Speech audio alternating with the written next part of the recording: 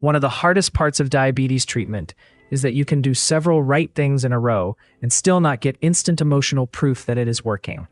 People often expect motivation to come first and discipline to come second. With diabetes treatment, it is often the reverse. The daily routine can feel repetitive, the numbers can move slowly, weight may not respond in a straight line, and medication changes can take time to judge. That creates a dangerous emotional pattern. A person starts strong, sees mixed feedback, and decides the whole plan is failing. In reality, a lot of diabetes progress looks boring before it looks dramatic. Understanding that is not a motivational slogan. It is a treatment skill. Motivation drops when effort and feedback stop matching emotionally.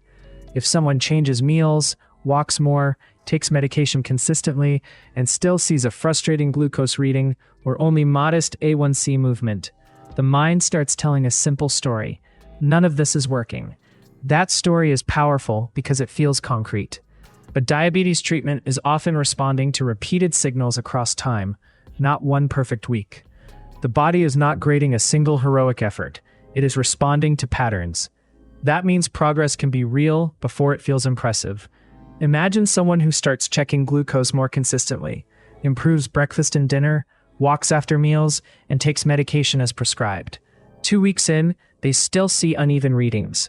They assume they are failing. But if their clinician is looking at the larger pattern, the question may be different. Are average readings trending down? Are post-meal spikes less extreme? Is fasting improving more slowly than daytime control? Are medication side effects settling? The person feels like nothing changed because the emotional payoff is missing. The treatment picture may still be improving. That gap between emotional feedback and physiological feedback is where a lot of people quit too early. One common mistake is turning every hard day into a verdict. A high reading becomes proof of failure, a hard meal becomes proof of no self-control, a plateau becomes proof that treatment is pointless. That mindset makes consistency harder because it loads every data point with shame. Another mistake is setting only dramatic goals. If the only acceptable proof is a huge drop on the scale or a perfect lab, most weeks will feel disappointing. Better motivation comes from smaller wins that actually connect to treatment. Taking medication consistently, walking after meals, keeping follow-ups, building repeatable meals, learning what your own numbers mean, and staying engaged with the plan when life is messy. From a systems standpoint, the next step is to make the picture easier to act on. Review the trend in labs, symptoms, treatment questions, and follow-up decisions so the system is understandable, not mysterious. If progress feels slow, narrow the target. Pick the next useful action instead of rejudging your whole identity. Review the treatment goal with your clinician so you know what counts as improvement. Track trends, not one number. Build routines that still work on average days, not only on perfect days. If motivation is crashing repeatedly, talk about it directly and care. Burnout, discouragement, cost stress, and confusion are treatment issues too, not side notes.